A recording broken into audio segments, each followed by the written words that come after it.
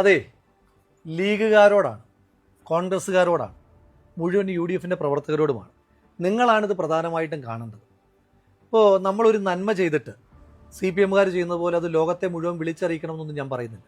പക്ഷെ നമ്മൾ ചെയ്തൊരു കാര്യം അത് ചെയ്തില്ല എന്ന് പറയുമ്പോഴെങ്കിലും അതിൻ്റെ സത്യാവസ്ഥ ജനങ്ങളെ അറിയിക്കേണ്ടുന്ന ബാധ്യത നമുക്കെല്ലാവർക്കുമുണ്ട്. ഈ അടുത്ത കാലത്ത് CPM സൈബറിടത്തിൽ പ്രചരിപ്പിച്ച ഒരു പ്രധാനപ്പെട്ട തമാശയുണ്ട്. വയനാട്ടിൽ ദുരന്തമുണ്ടായതിനു ശേഷം വീടുകൾ എത്തിയില്ലെങ്കിൽ എന്താ, പ്രിയങ്ക ഗാന്ധിയുടെ കലണ്ടർ എത്തിയല്ലോ എന്ന്. ഈ വയനാട്ടിലെ വീടുകളുമായി ബന്ധപ്പെട്ട് ഏറ്റവും ആധികാരികമായി സംസാരിക്കാൻ കഴിയുന്ന നമുക്കാണ്. നിങ്ങൾക്കൊരു കാര്യം അറിയൂ, രാഹുൽ ഗാന്ധി വയനാടിൻ്റെ MP ആയതിനു ശേഷം, കൃത്യമായി പറഞ്ഞാൽ ഒരു 2022 ശേഷം വയനാട്ടിൽ രാഹുൽ ഗാന്ധിയുടേതായ ഒരു പദ്ധതിയുണ്ട്. കൈത്താങ് എന്നാണ് ആ പദ്ധതിയുടെ പേര്. ആ പദ്ധതിയിലൂടെ മാത്രം ഇന്നുവരെ ഏതാണ്ട് 94 മനുഷ്യന്മാർക്കാണ് വീടുകൾ നിർമ്മിച്ച് നൽകി കൈമാറിയിരിക്കുന്നത്. അവിടെല്ലാം മനുഷ്യന്മാർ താമസിക്കുന്നുണ്ട്, സർക്കാരിൻ്റെ വീടുകൾ പോലെയല്ല. നിങ്ങളിൽ എത്ര പേർക്ക് ഈ 94 വീടുകൾ നൽകിയ കൈത്താങ് പദ്ധതിയെപ്പറ്റി അറിയാം? ഞാൻ തന്നെ ഈ കഴിഞ്ഞ ദിവസമാണ് രാഹുൽ ഗാന്ധിയുടെ ഓഫീസിൽ നിന്ന് ഇത് മനസ്സിലാക്കുന്നത്. ഞാൻ ആ ബെനിഫിഷ്യറീസിന് ലിസ്റ്റ് എടുത്തപ്പോൾ അതിനകത്ത് എനിക്ക് ശ്രദ്ധേയമായി തോന്നിയ ഒരു പേര് ഞാൻ കണ്ടു. ശ്രീ AK ബാലൻ മന്ത്രിയായിരിക്കുമ്പോൾ അദ്ദേഹം വയനാട്ടിലെത്തിയിട്ട് ഇന്ത്യക്ക് ആകെ അഭിമാനമായ വയനാട്ടിൽ നിന്നൊരു കായിക താരത്തോട് പറഞ്ഞു, നിനക്ക് ഞാൻ വീട് വെച്ച് നൽകാമെന്ന്. AK ബാലൻ അതങ്ങ് മറന്നുപോയി, പൊടി തട്ടി അങ്ങ് പോയി. പക്ഷേ രാഹുൽ ഗാന്ധി ഇതറിഞ്ഞിട്ട് അദ്ദേഹം വാക്കുമാറിയില്ല, വീട് വെച്ച് നൽകി. അതടക്കം വയനാട്ടിൽ കാട്ടാനാക്രമത്തിൽ കൊല്ലപ്പെട്ട ഒരു സാധു മനുഷ്യന്റെ കുടുംബത്തിന് വീട് വെച്ച് കൊടുത്തതടക്കമാണ് ഈ 94 വീടുകൾ. ഇനി ഈ ദുരന്തത്തിന് ശേഷമുള്ള കാര്യങ്ങൾ മാത്രം പറയാം. ശ്രീമതി പ്രിയങ്ക ഗാന്ധി എന്ത് ചെയ്തു എന്നാണല്ലോ ചോദിക്കുന്നത്. മുണ്ടക്കൈ ചൂരൽമല പ്രദേശത്ത് ചെറിയ ചെറിയ കച്ചവടങ്ങളുമായി ജീവിച്ചിരുന്ന ഒരുപാട് മനുഷ്യന്മാരുണ്ട്. അവരെ ഈ സർക്കാർ മൈൻഡ് ചെയ്തിട്ടേ ഇല്ല. അങ്ങനെയുള്ള 40 മനുഷ്യന്മാരെ ലിസ്റ്റ് ചെയ്ത് അവർക്ക് ഓരോരുത്തർക്കും 5 ലക്ഷം രൂപ വീതം ശ്രീമതി പ്രിയങ്ക ഗാന്ധി കൊടുത്തു. അങ്ങനെ നോക്കുമ്പോൾ ആകെ 2 കോടി രൂപയാണ് വയനാട്ടിൽ മുണ്ടക്കൈയിൽ ചെറിയ ചെറിയ കച്ചവട സ്ഥാപനങ്ങളുമായിരുന്ന മനുഷ്യന്മാർക്ക് ഇതിനോടകം ശ്രീമതി പ്രിയങ്ക ഗാന്ധി കൊടുത്തത്. ഇനി CPMകാരോടാണ് ചോദിക്കുന്നത്, ഈ വീട് നിർമ്മിക്കാൻ കോൺഗ്രസിന്റെ ഈ പൈസ ഇല്ല എങ്കിൽ നിങ്ങൾ എങ്ങനെയാണ് 100 വീട് നിർമ്മിക്കുന്നത് ചോദിക്കുന്നുണ്ടല്ലോ. ആ CPMകാരോട് പറയുന്നു, 94 വീട് നിർമ്മിക്കാൻ രാഹുൽ ഗാന്ധി ഒരു മനുഷ്യന്റെ കയ്യിൽ നിന്നെങ്കിലും 1 രൂപയെങ്കിലും പിരിച്ചിട്ടുണ്ട്. ഈ 2 കോടി രൂപ അവിടുത്തെ ചെറിയ കച്ചവടക്കാർക്ക് കൊടുക്കാൻ ശ്രീമതി പ്രിയങ്ക ഗാന്ധി 1 രൂപയെങ്കിലും പിരിച്ചിട്ടുണ്ടോ? ലീഗ് 50 വീടുകൾ നിർമ്മിച്ച് കൈമാറിയതിനെ പറ്റി നിങ്ങൾ എത്ര പേര് സംസാരിക്കുന്നുണ്ട്?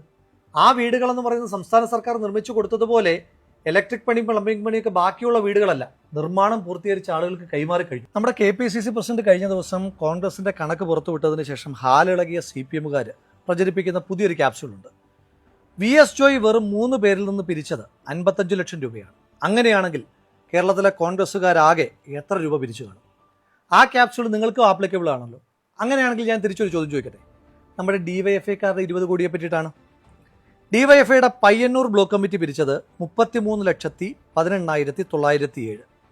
DYFI മാടായി ബ്ലോക്ക് കമ്മിറ്റി പിരിച്ചത് 28,525,000. തലശ്ശേരി ബ്ലോക്ക് കമ്മിറ്റി പിരിച്ചത് 46,18,568. DYFI ഒഞ്ചിയം ബ്ലോക്ക് കമ്മിറ്റി പിരിച്ചത് 20,02,265. DYFIയുടെ തളിപ്പറമ്പ് ബ്ലോക്ക് കമ്മിറ്റി പിരിച്ചത് 23,50,000. DYFI നീലേശ്വരം ബ്ലോക്ക് കമ്മിറ്റി പിരിച്ചത് 30,300,000. അപ്പോൾ ഈ 6 കൂടെ കൂട്ടുമ്പോൾ 6 ബ്ലോക്ക് കമ്മിറ്റികൾ മാത്രം പിരിച്ച പണം കൂട്ടുമ്പോൾ ഏതാണ്ട് 1,80,90,565 രൂപ.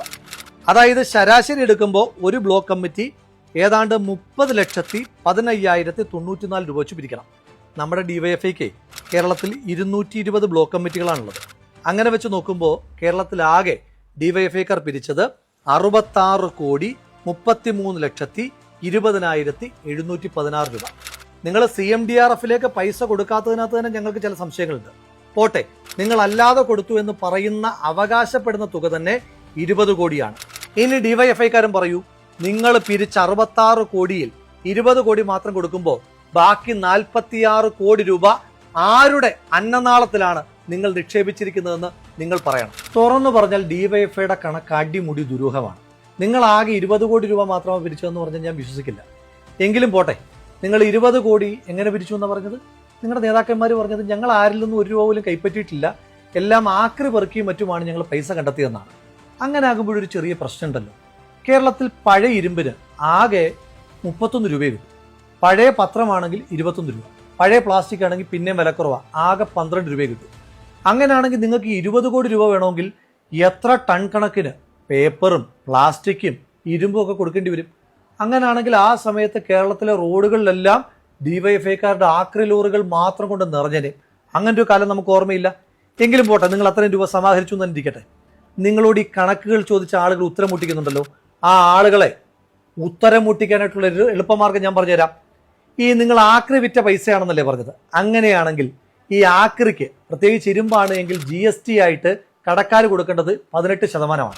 അങ്ങനെയാണെങ്കിൽ കേരളത്തിൽ ഈ 20 കോടി രൂപ ആക്രി വിൽക്കുമ്പോൾ ആക്രി കച്ചവടക്കാർ GST ആയി കൊടുക്കേണ്ടത് 3,60,00,000 രൂപയാണ്.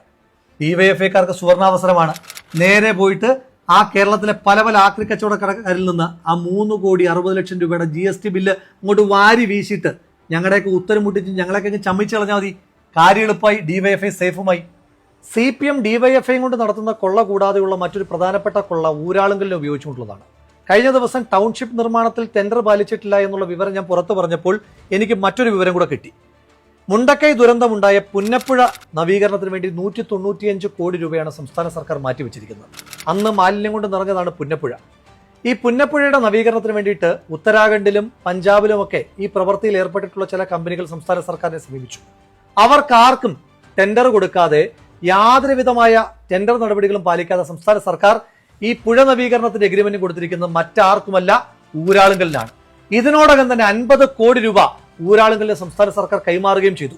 മനുഷ്യമാംസം വരെ അടിഞ്ഞ ആ പുഴയിൽ നിന്ന്, ആ മാംസത്തിൽ നിന്ന് പോലും പൈസ കൈയിട്ട് വാരുവാൻ വേണ്ടി ഊരാളുങ്കലിൽ ഉപയോഗിക്കുന്ന സംസ്ഥാന സർക്കാർ, സത്യത്തിൽ അത് ഊരാളുങ്കലല്ല, പൈസ ഊരാനുള്ള സംസ്ഥാന സർക്കാരിന്റെ അങ്കിളാണ് ഊരാളുങ്കൽ എന്ന് ജനം തിരിച്ചറിയുകയാണ്. കുടുക്ക പൊട്ടിച്ച പണം മുതൽ ഓരോ ചില്ലിക്കാശും CMDRFിലേക്ക് മാത്രം നിക്ഷേപിക്കാനാണ് ആദ്യം മുതൽക്കേ സംസ്ഥാന സർക്കാർ പറയുന്നത്. അതുതന്നെയാണ് CPM ഏറ്റുപറഞ്ഞത്. പിന്നെയും എന്തുകൊണ്ടാണ് CPMന്റെ യുവജന സംഘടനയായ ഡിവൈഎഫ്ഐ മാത്രം CMDRFിൽ പൈസ നിക്ഷേപിക്കാതെ മറ്റൊരു അക്കൗണ്ടിലാണ് പണം ഇട്ടതെന്ന് പറയുന്നത്? എന്തുകൊണ്ടാണ് ഡിവൈഎഫ്ഐക്ക് മാത്രം ഊരാളുങ്കലുമായി സെപ്പറേറ്റ് എഗ്രിമെന്റ് ഉള്ളത്? ഊരാളുങ്കലും CPMന്റേത്, ഡിവൈഎഫ്ഐയും CPMന്റേത്. 20 കോടി തന്നെ കൊടുത്ത കർണാടക സർക്കാരിനോട് CMDRFിലേക്ക് തന്നെ പണമിടാനാണ് പറഞ്ഞിരിക്കുന്നത്. അപ്പൊ ഇതിനകത്ത് അടിമുടി ദുരൂഹതയില്ല. ശവം തിന്നാൻ വരുന്ന കഴുകനേക്കാൾ ക്രൂര മനസ്സുമായി ഒരു പുഴയിലാകെ ഒഴുകി നടന്ന മനുഷ്യമാംസങ്ങളെ മറയാക്കി നിങ്ങൾ കൊയ്തുണ്ടാക്കിയ ആ കോടിക്കണക്കിന് രൂപയ്ക്ക് ഈ നാട് മറുപടി പറയിക്കും തീർച്ച. നിങ്ങൾ CPMന്റെ നേതാക്കന്മാർ ഉണ്ണുന്ന ഓരോ വറ്റ് ചോറിലും ആ സാധു മനുഷ്യന്മാരുടെ മാംസത്തിന്റെ ഗന്ധമുണ്ടായിരിക്കുമെന്നുള്ള ഓർമ്മ നിങ്ങൾക്ക് എല്ലാ കാലത്തും ഉണ്ടാകണം. ഈ 9-ന് ഈ കണക്ക് നാട് പറയിക്കുക തന്നെ ചെയ്യും. ഒരപകടമുണ്ടാകുമ്പോൾ ആശുപത്രിയിൽ കൊണ്ടുപോകുന്നതിന് പകരം അവയവം അടിച്ചു മാറ്റാമെന്ന മാനസികാവസ്ഥയിൽ നിന്ന് CPMന്റെ നേതാക്കന്മാർ മാറേണ്ടുന്ന കാലം കഴിഞ്ഞിരിക്കുന്നു. പറക്കമുറ്റാത്ത പിഞ്ചു കുഞ്ഞുങ്ങളുടേതടക്കം എത്ര മൃതശരീരങ്ങളാണ് മാംസകഷ്ണങ്ങളായി ചാലിയാർ പുഴയിലൂടെ ഒഴുകി നടന്നത്. ആ മാംസകഷ്ണങ്ങൾക്കാണ് ശവംതീനികളായ CPMന്റെ നേതാക്കന്മാർ വില പറഞ്ഞിരിക്കുന്നത്. CPMന്റെ ശവംതീനികളായ നേതാക്കന്മാരോട് ഓർമ്മപ്പെടുത്തുന്നു, ചാലിയാർ പുഴയാണ് സത്യം, ആ പുഴയിലൂടെ ഒഴുകിയ മനുഷ്യരാണ് സത്യം. ഈ നാട് നിങ്ങൾക്ക് മാപ്പ് തരില്ല ഒരു കാലത്തും. ജനങ്ങൾ ജനവിധിയിലൂടെ അത് തെളിയിക്കുക തന്നെ ചെയ്യും.